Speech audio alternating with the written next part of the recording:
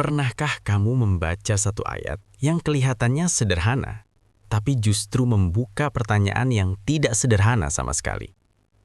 Ayat yang seolah berkata, ini jelas, tapi semakin direnungkan, semakin terasa dalam, semakin misterius, dan tiba-tiba kamu sadar, mungkin selama ini kamu bukan kekurangan jawaban, tapi belum masuk cukup dalam ke dalam pertanyaannya.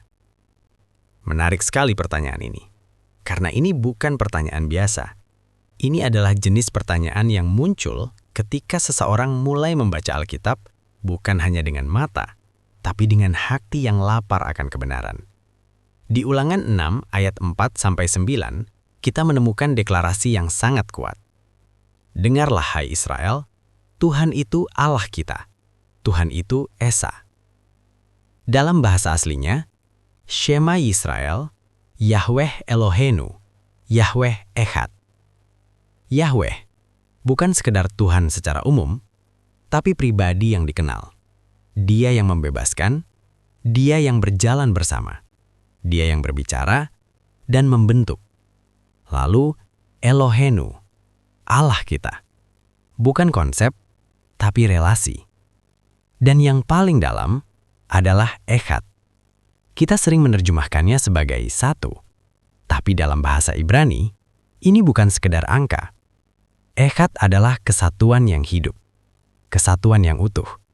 Seperti suami dan istri menjadi satu daging. Dua pribadi, tapi satu kesatuan yang tidak terpisahkan.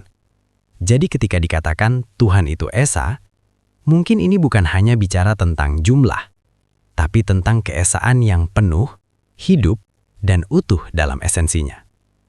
Dan disinilah perjalanan iman mulai berubah. Bukan lagi tentang mencari jawaban cepat, tapi masuk ke dalam misteri yang hidup. Karena di satu sisi, Alkitab menegaskan, Tuhan itu satu, tidak ada yang lain. Tapi di sisi lain, kita melihat Dia berbicara, mengutus, hadir, dengan cara yang begitu kaya dan dinamis. Bukan kontradiksi, tapi kedalaman. Jadi, mungkin pertanyaanmu bukan lagi siapa Tuhan, tapi bagaimana Tuhan yang Esa itu memilih untuk menyatakan dirinya supaya aku bisa mengenalnya. Dan jawabannya tidak selalu datang dalam satu momen. Karena Tuhan tidak hanya ingin kamu mengerti Dia, Dia ingin kamu berjalan bersamanya.